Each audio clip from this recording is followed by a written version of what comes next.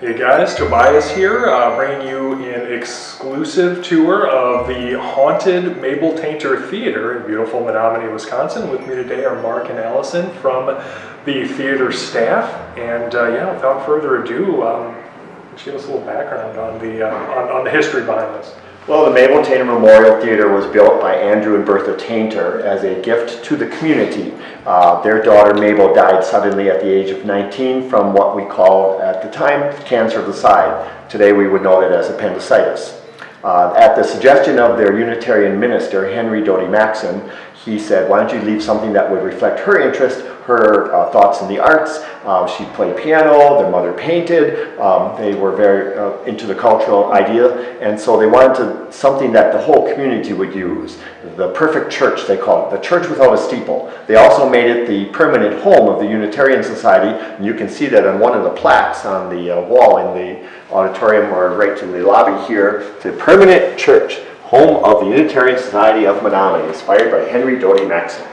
So, they hired Harvey Ellis, who was an architect with the Buffington firm in Minneapolis. He designed in the Richardsonian Romanesque style of architecture, famous for these large turrets and stone arches, lots of large block stone. It's built of Dunn County limestone, not sandstone, Dunn County sandstone that was quarried just south of town here in multi-ton blocks, brought up on site, and then cut to the masonry sizes that they needed. Just the study of the architectural outside of the building, the masonry work is a tour in itself. And they hired in a little over 100 immigrants from the St. Paul area. I'm told mostly Irish guys who came over here and then worked on the theater for about a year of time, costing a little bit over $125,000. So, wow. The features of the building then. Right here we're in the lobby. The Electro Lear, as it's called, it was originally a silver plate, later electroplated with brass to save time in polishing. The globes on the Electro Lear are opalescent in design, and they reflect the stenciling on the ceiling, which is called Luna Christa, meaning of the moon. The original box office next to us here has an interesting use in the fact that the half door in the bottom is the only way in and out of the building, of the room. And then the box office transactions happen here. So you're kind of trapped once you're in there. Another nice feature of the room is the water fountain over on the side there. It featured a space for 2 cups, one for men and one for women. Originally there were 2 silver cups there. And there's another one like it downstairs. The floors are Italian marble. This beautiful quarter-sawn oak is around the archway of the doorway. The pattern of leaded glass here is Celtic in design. It's unique in the sense that it has these chipped pieces around the outside, and the stones you see in the middle are just that. These are rock quartz crystal. They are not glass. And the small ones then are actually set in place with the molten lead poured around them to hold them in place. They're not banded like the larger stones. Wow, I didn't know that, Mark. Yep, rock quartz crystal. That's really interesting. There's a certain sort of paranormal history or association with quartz crystal too. So that's something that maybe we could examine later. Yeah. The Blue Room. Blue Room is painted for the ladies. It was a holding space and gathering for the ladies as they got dropped off by the front of the theater, came into here. Blue, matching Victorian design styles at the time, would make you feel cooler. So they always put cool colors on the south side of the building, the warm side, warm colors on the north side, the cool side. So that's why blue is used here. It's gathering social space, and in here hang some portraits of the family. The Tainter family has a very interesting history to it. Andrew Tainter moved up here when he was about 14, 15 years old, worked with his uncle up north, got to know the local Native American, the Ojibwe tribe very well, and eventually dated the chief's daughter, Mary Poskin Goose. He later married her. It wasn't the same kind of a legal marriage because they were of 2 different races, so it was called a common law marriage at the time. Well, he and Mary had 5 children together. When he got more involved with the Knapp and Stout Lumber Company, he moved into town. She was not well accepted by the people here and suddenly decided to move back to the reservation with the children. The story goes he comes home at night, finds them gone, goes to the reservation, takes the children back with him. Now, some of these kids are just tiny, right? Infants yet. Takes the children, brings them back to Menomonie. She stays at the reservation. So this is a pretty difficult situation.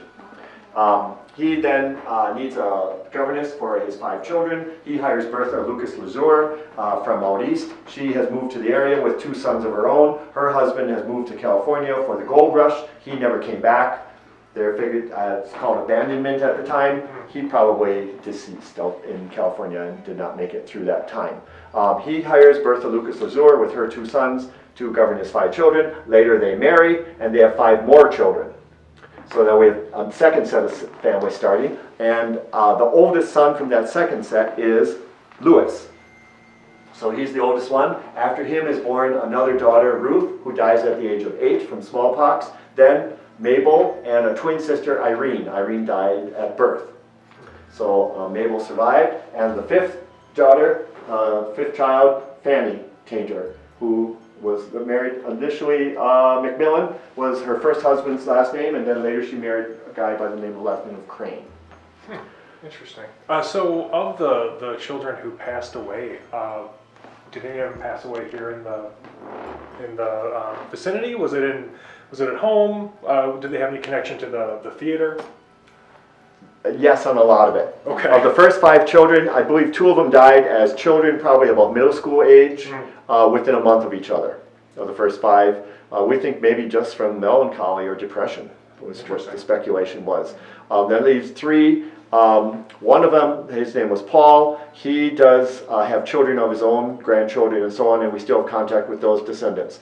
Another one died just a few days after this building opened, so she was a young adult. And that's what I know of. So 2 surviving then from the first 5 children. Interesting. Then of the second group, of course, Ruth would have died at age 8. The building wouldn't have been in place then. And Mabel wasn't, of course, she died. So the building wasn't here when any of the children died, except for the oldest daughter from the first, one of the daughters from the first marriage. Okay, interesting. Yeah, I was just curious if there was any connection that they would have, any reason that they would have, just don't want to be here. One daughter, yes, would have died when this was in place. Interesting. Okay, well, awesome. Thank you, Mark. So to your question about that, I have never felt that it's Mabel who's here because she passed before the building was built. But potentially, or her mother potentially, because they built this as a memorial to her. So that could be, a place for her to be here. She would have been here. Or Henry Doty Maxon as well. That's who I feel like I had the most encounters. So you would think that it was Mabel's mother or stepsister who would be most likely to represent the feminine presence that people feel. Okay, interesting. Other features of the room, the hot water radiators, these round items in the several rooms. Hot water heat, very practical by most standards, as many engineers will say, to put the heat in the middle of the room. The fixture above is originally to the room. It had gas and electricity just being rather new to this area, so gas was a nice backup in case the electricity would fail. It doesn't illuminate the room as much, I'm certain, but it was at least some light in the space instead of just being dark without running around lighting candles. Right. So that's the blue room. These are the memorial windows to Andrew and Bertha. Of course, these memorial plates were put in after they died.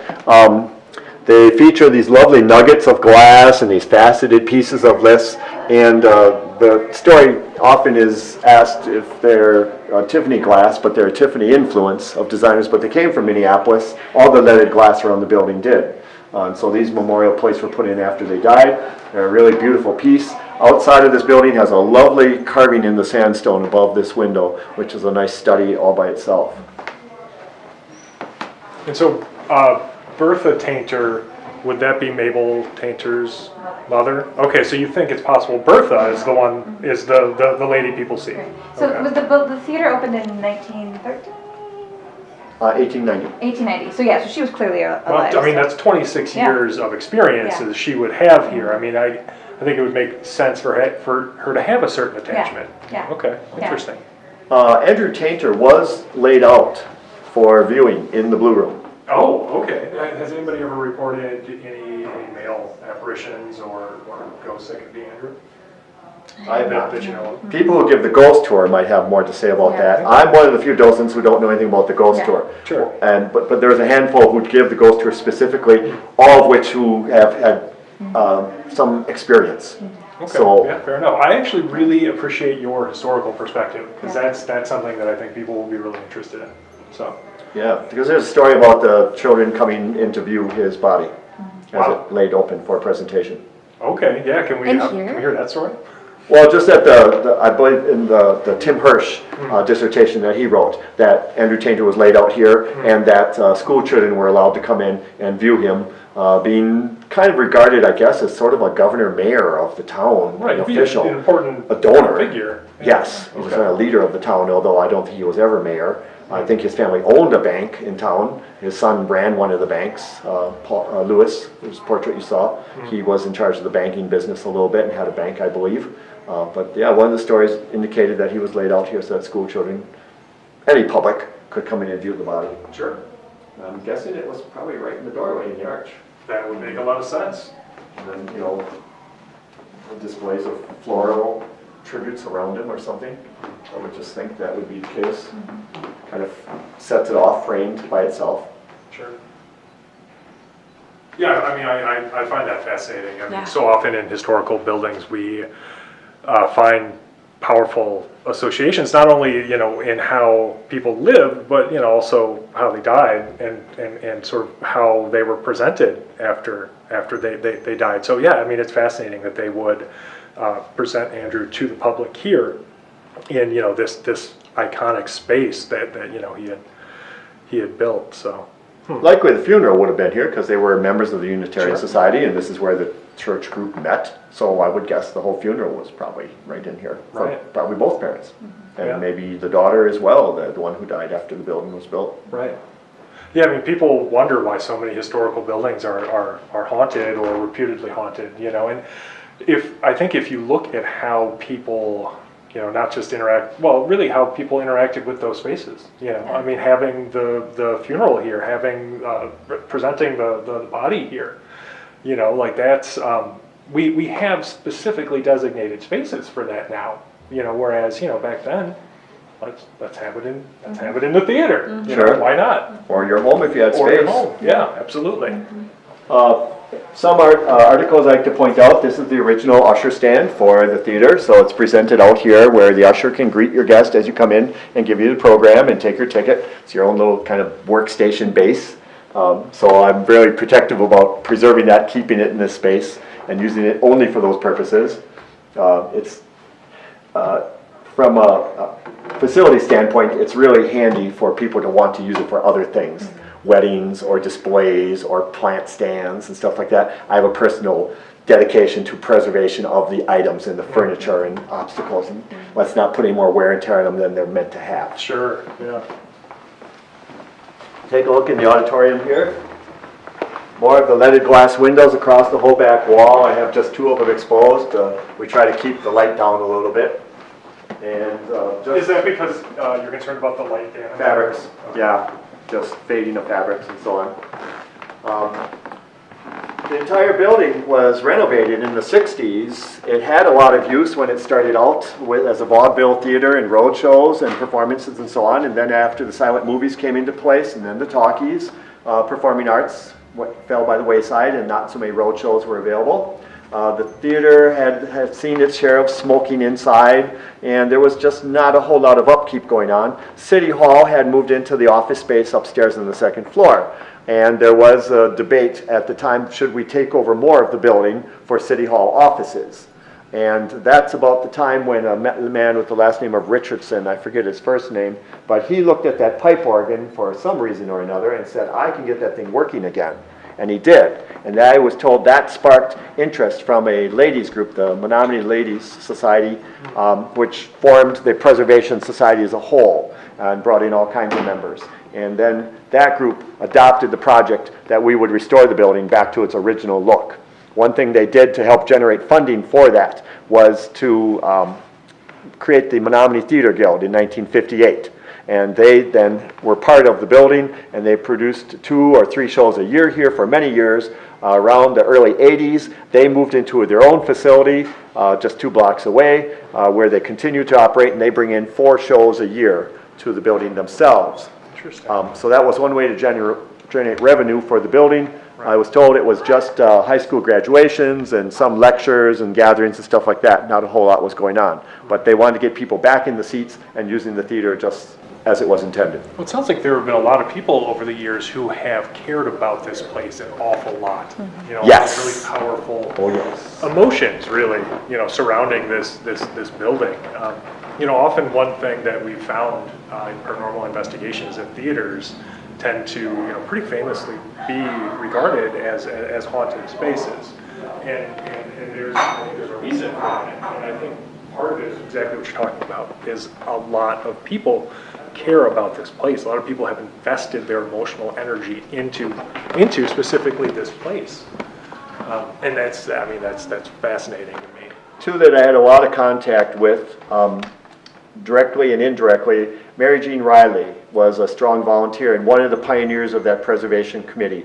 When I was hired here for 2 years as a development manager, she made a point to come in here and visit me personally.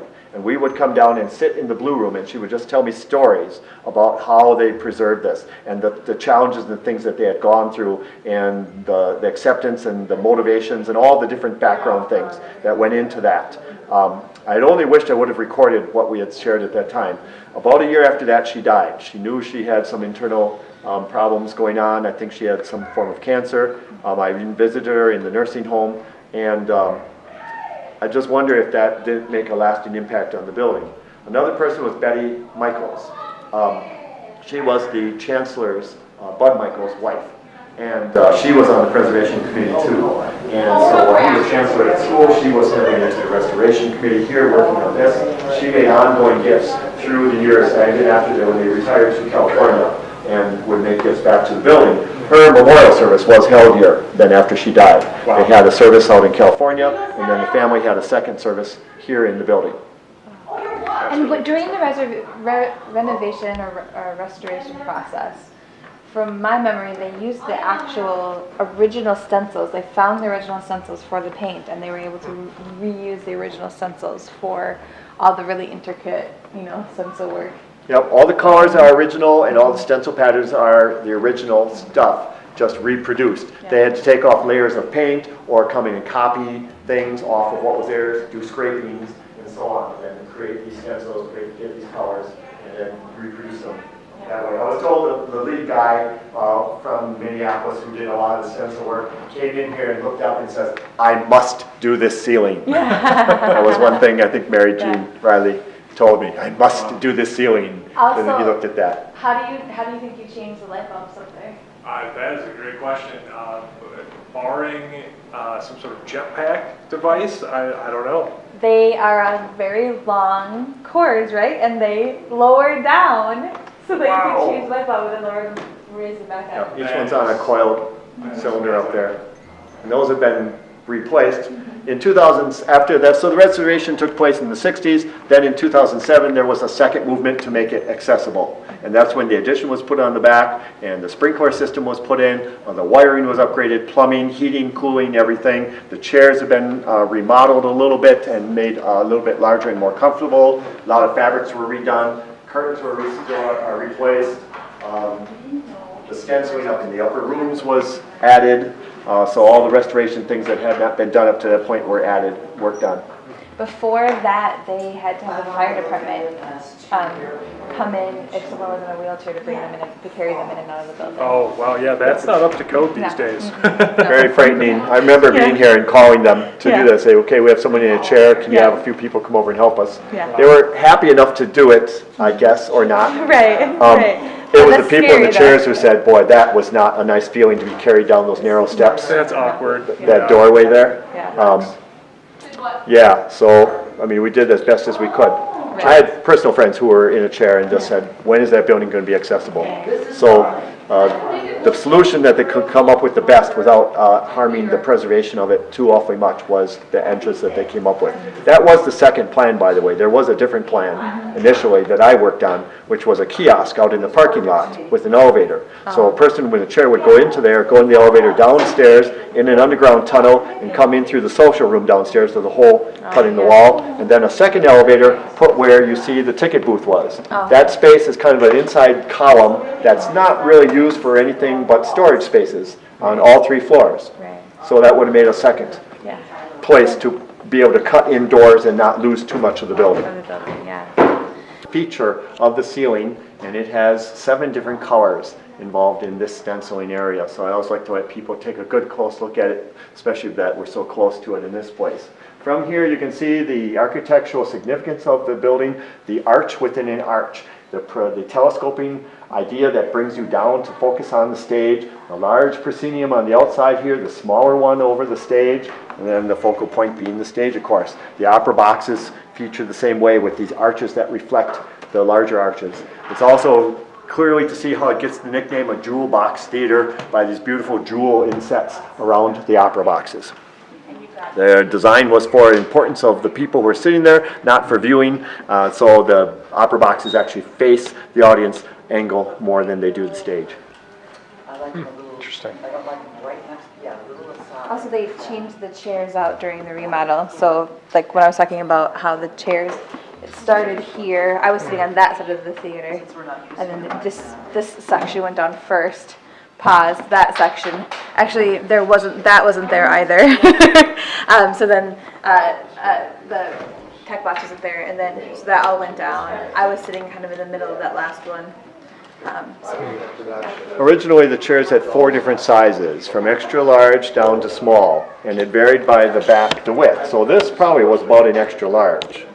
And when they did the restoration in 2007, they tried to adapt the chairs a little bit and make it more comfortable, so they widened the cushions to them. They put these spacers in here, so they took out a lot of the smalls out and just filled in the spaces with the less. So we went from about 313 seats to 270 at that time.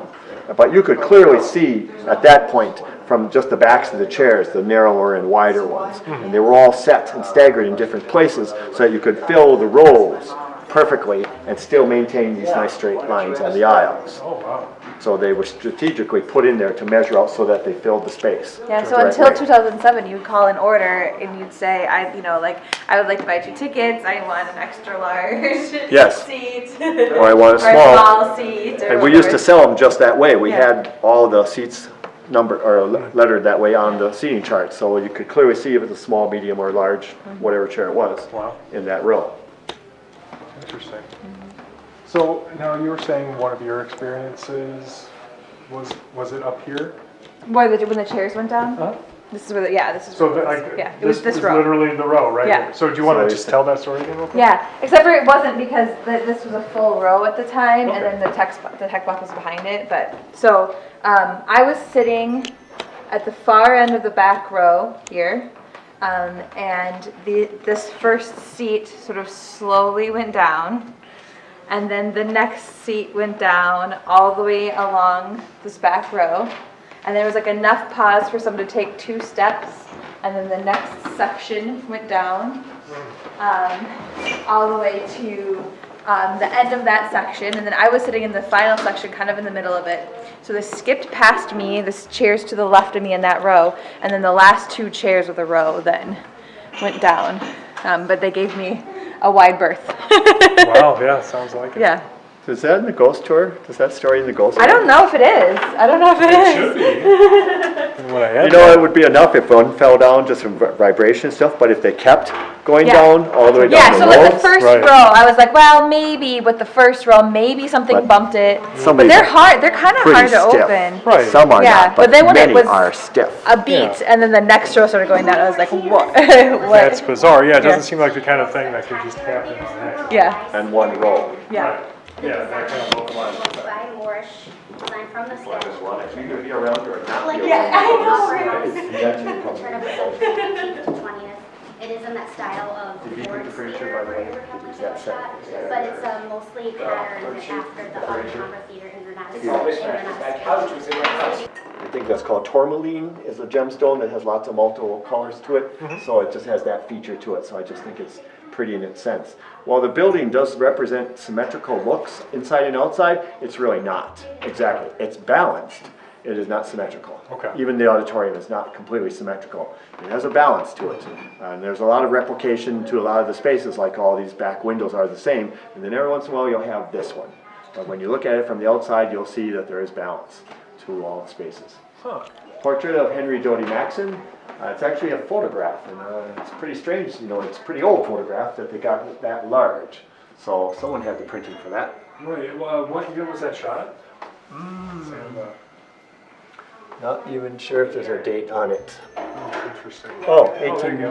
1892? 92 or I mean, 8.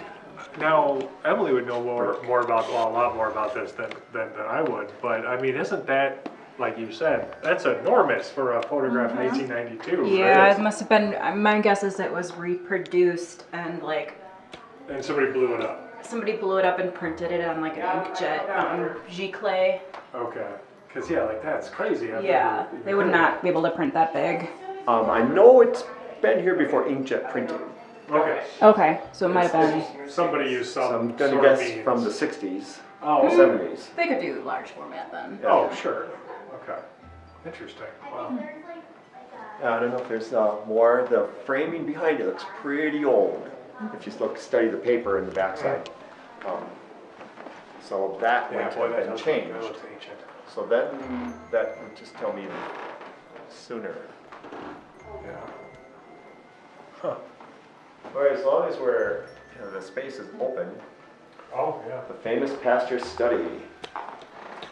This was the pastor's study. It's done in cherry wood, and it features a lot of the original furnishings of the time. Henry Doty Maxson's desk is right there. Henry Doty Maxson only worked in the building for about 4 years, and then suddenly died from a brain hemorrhage just a few days after his Sunday school lesson. And that Sunday school lesson is written on this chalkboard in his handwriting. The message in it is a little bit haunting, and the congregation understood the value of that piece and immediately covered it up with glass and preserved it from that day forward.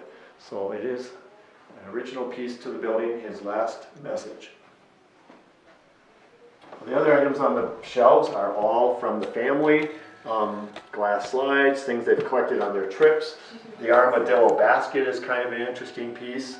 This is a trophy won by Fanny, I believe. She was quite good in equestrian events, so that was one of her things. We have a nice hand-painted globe that does belong to this lamp base. The top support piece is missing right now.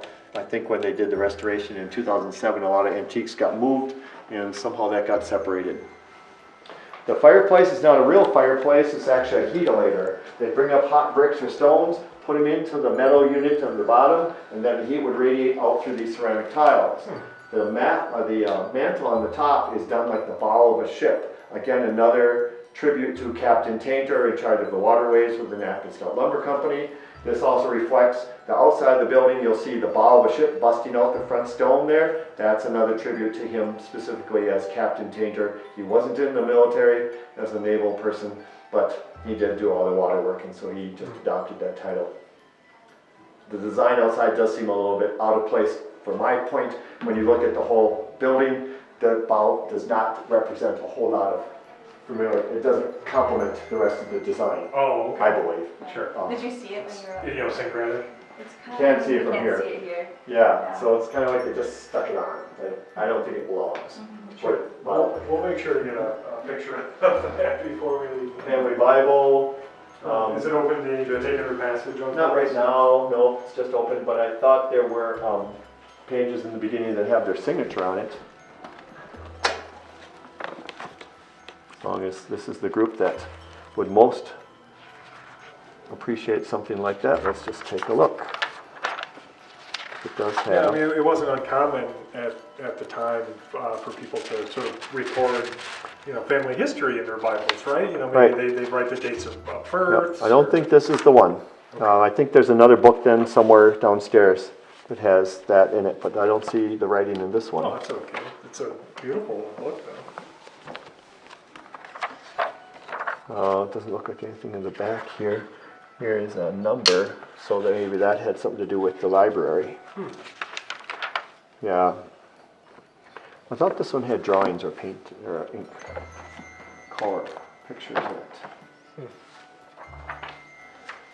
Genealogy charts. Oh, neat. Here, that was my job for a while too, was to keep the genealogy charts. So we have an up-to-date one on the shelf here, as far as I know. So some of this handwriting is in my writing that I've done. When I worked here, it was my unofficial job to work on that, and I would get relatives who would stop in and visit, and they would tell me or ask how they were related. So I'd say, well, let's just trace you back on the chart. So a couple of these families are still around here. There are some Wildners around here. Fergusons, I had some of them in the 4-H program with me.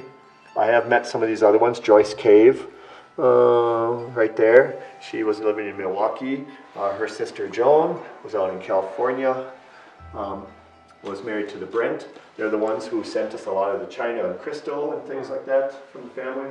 When she died, because Joan, her sister, told me, had her sister lived and her husband died first, that her sister would have sent all this stuff to her instead of to the building. Right. So I think there was a little bit of uneasiness there that all the furniture, the crystal, china, silver came to us instead of going to her. Right. Well, there always is in those kinds of things. Probably would have liked to have divided it up because some of it was sterling silver, Sure. things like that. I polished a whole bunch of that just a few weeks ago. That's really cool. Pastor study. Wow. One of the few places that has some of the original stencil on it, and I'm not sure the story behind that why that was left, but that has got to be some original pattern. Yeah, that's really There's interesting. nothing else in the building that has an original piece. Wow. Except that space. Okay, this is the Grand Army of the Republic space. So this was, again, another space, something for everybody in the community. The Civil War veterans could gather here and meet and have functions. I believe the chandelier on the top is original to the building. In some pictures, I've seen pictures like that. The stenciling in here was the last to be restored. It was done in 2007. It had been painted over many times, but we did have photos that showed the stencil pattern, and then they were able to remove paint and get the pattern and restore that back in here. The floors are Italian marble again. The walls are quarter sawn oak. A very nice feature at the time. Much more expensive wood trim than just having regular sawn oak, but it gives it a much nicer look. Great. Well, how about that safe over there? The best I've been told is that the safe was just there for important documents. It's a double steel bolted door, exactly like the one downstairs by the stacks room. The library books were kept in there in a fireproof room, and this one is the same. I was told we have a combination for that yet, and it's always been just a storage. The City Hall did use this space, so that would have been handy for them, but I think it's original to the building, so I think Andrew Tainter had some ideas in mind of important documents that would be kept here rather than just maybe at a bank. Yeah, that makes sense. My office desk was right here.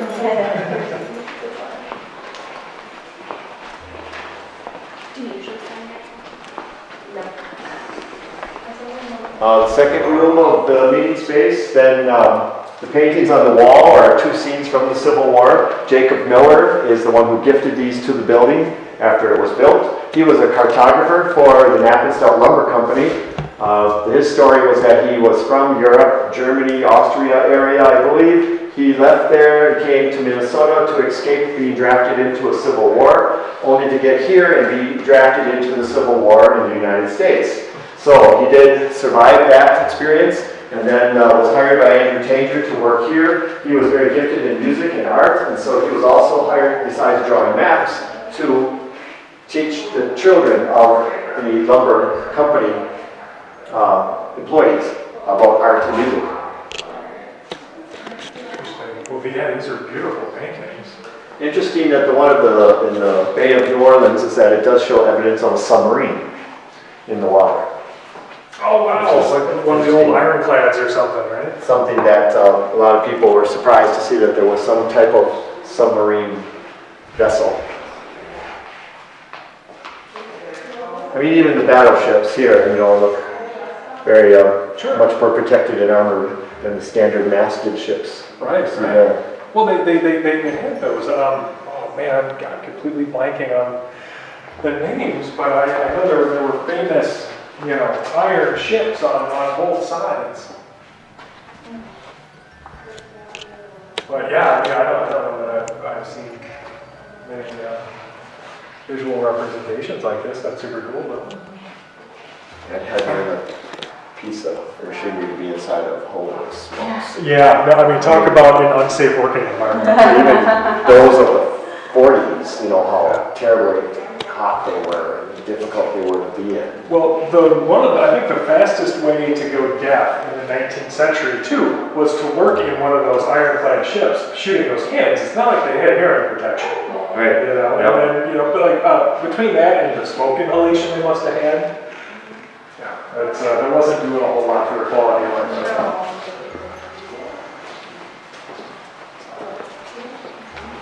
Oh, that's pretty. So just while we're walking here and I've got the camera rolling, I lost some footage in the catwalk area that I don't think it's coincidence. Well, that's interesting. I mean, that's not the first time we've had equipment malfunction at a place like this, and it is interesting too. Specifically, that catwalk area Mark was telling us is reputedly haunted. There are stories that have circulated of people seeing a lady in gray or white, depending on who you ask, I guess, in that area. So for the camera to cut out specifically at a point where there are ghostly stories associated with that area, could be a coincidence, could be something more, but it's certainly an interesting piece of evidence, I think.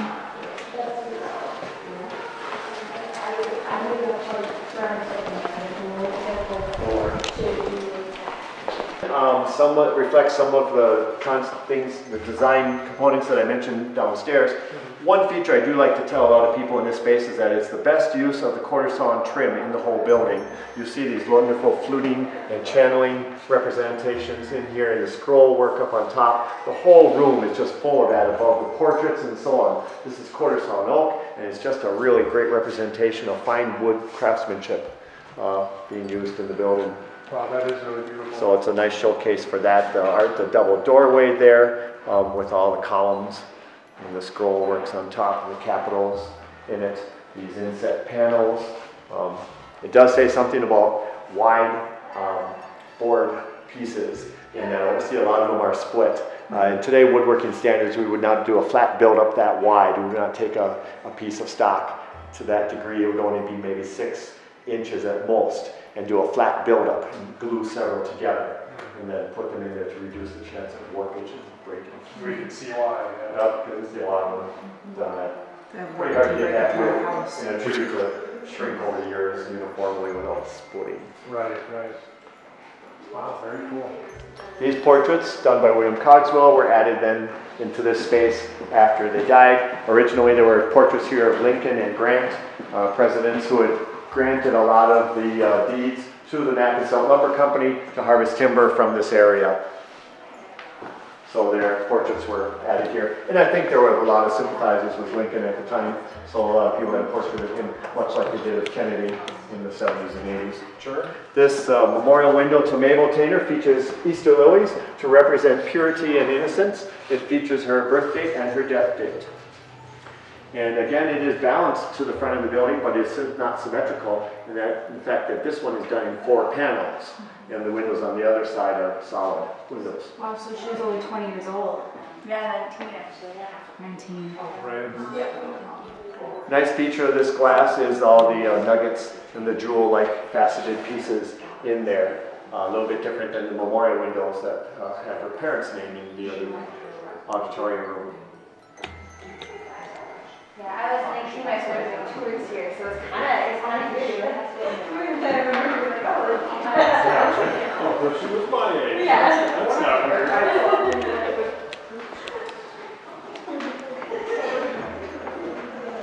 Around it, which go then over to the water fountains, so that guests could come in the building and have cool water to drink upstairs and down. They would take the blocks of ice and raise them by that pulley and rail and ride them over here, and then this lid pops right up, and then they would drop them right down into there, and then they would melt down in there and Wow. cool the water. Yeah. What's in there now? Just empty. Yeah. And hoping there's that drain at the bottom just drains out into the regular drain system with the other pipes. There's hoping.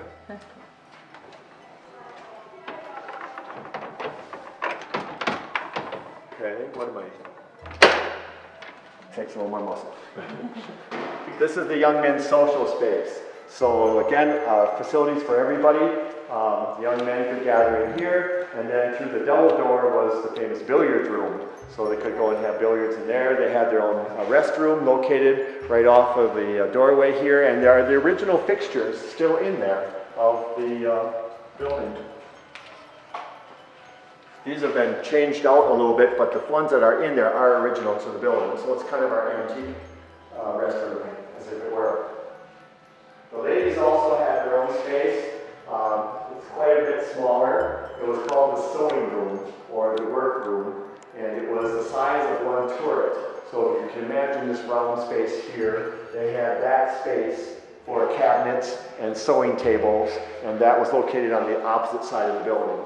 And I'm guessing that was just kind of the storage room for all their stuff, and they would bring their tables when they worked out into the social space that we now call the Bertha Tainter room. So that would make sense that they would have that. And we still have all those sewing tables. That was given to them.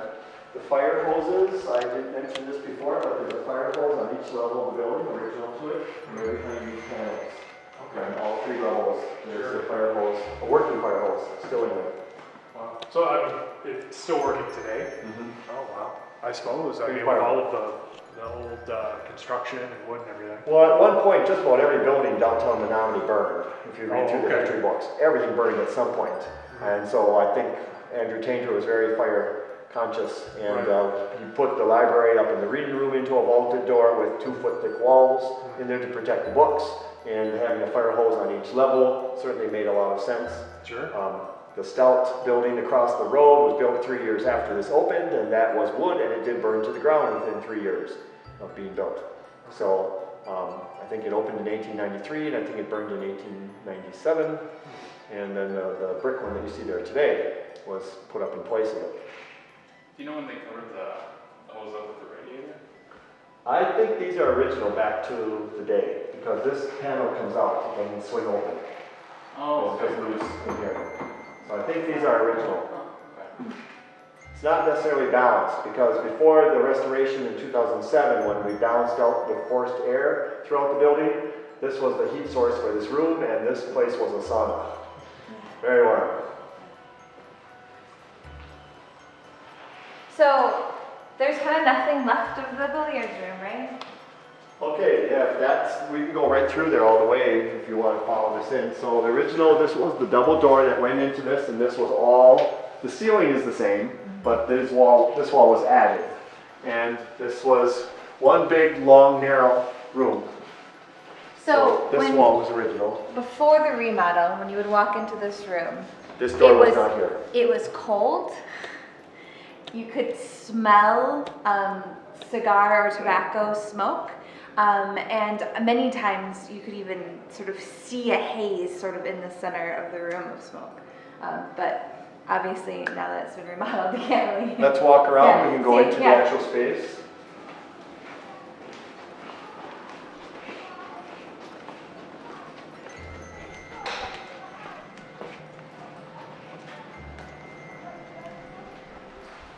So this is the men's dressing room now, and the women's would have been right next to it. This curvy ceiling is still evident up above, that's original to it, so the curves are kind of obvious there, you know, when you look at it from an angle. So the whole room was this width, and this was lots of bookshelves later on, but it was the billiards room. See, I feel cold in here again. It is too. a weather. Maybe it's a basement. Right. The women would have been original. That trim is all the same. The heating system is the same.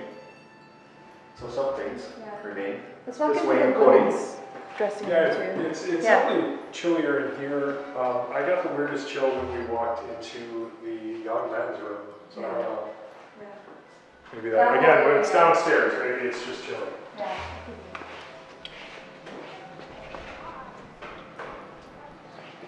This is all part of the So that's the ladies' side, but the same idea.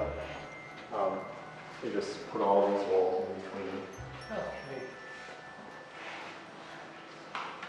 So it's all dressing room space.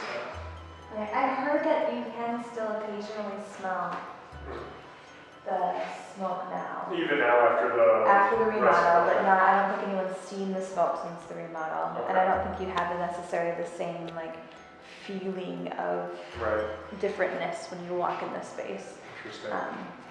But occasionally you can still smell. Okay. Yeah, I mean, that's really interesting. And who knows how something like a remodel would affect that, you know? Yeah. So, definitely very interesting, though. Yeah.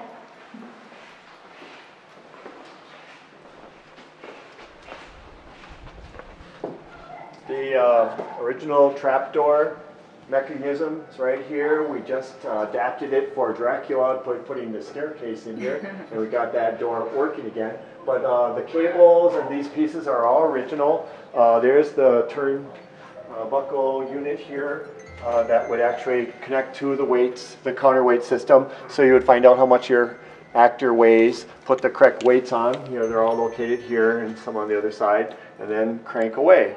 And what I've read from the Boozleman study of the building was that this pocket in here was built this way so that when the trapdoor came down into it, it was like a cushion of air. So you just didn't come down. It was kind of a safety feature. So it would slow the descent at the end in case whatever else, you know, they wouldn't just drop. There was a little bit of a chamber of an air pocket, air cushion. And each one is like that. And the crank mechanism, the rope, even be the original, might have been replaced at once, I hope. Yeah. And then the third one is located on the other side here.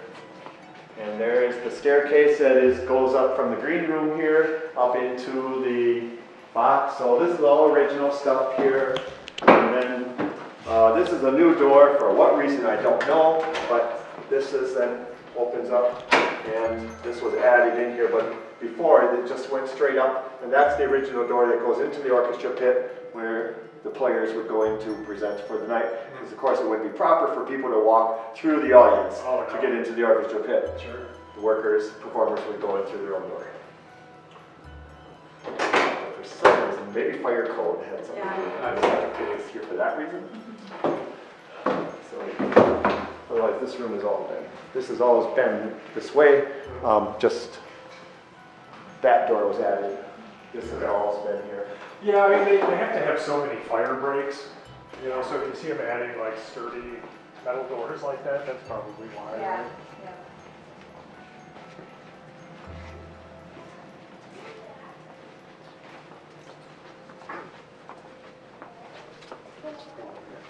So the social space, the Bertha Tainter room, as some called it. This is some of the original workings of the pipe organ.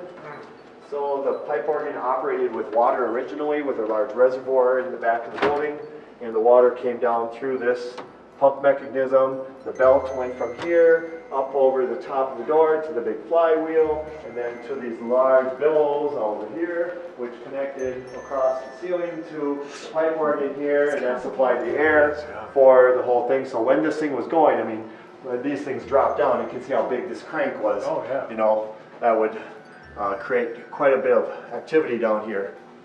And eventually it was replaced with an electric motor. But that was how it was originally powered for air. You can see the large hinge work here on the side, how large that billow went up and down on the canvases that are up there, how much that would have expanded. So that was quite a bit of movement, a lot of air movement. These doors went into the kitchen. That's always been there. That was just kind of a little service kitchen. Today it's a catering kitchen, so it's just sinks and ice machine and stuff like that. Oh, sure. Well, I mean, this is in event space too, so you have like weddings and receptions and things here, right? The piano where Mabel Tainter in the story is written to have gotten sick initially is right there. It's a Steinway. Oh, wow, yeah, let's grand. take a look at that. You wanna Oh take a yeah, photo and of that's that? the piano that was upstairs in the box when I heard the piano playing upstairs. Okay, actually, well, Alice, you want to tell that again then?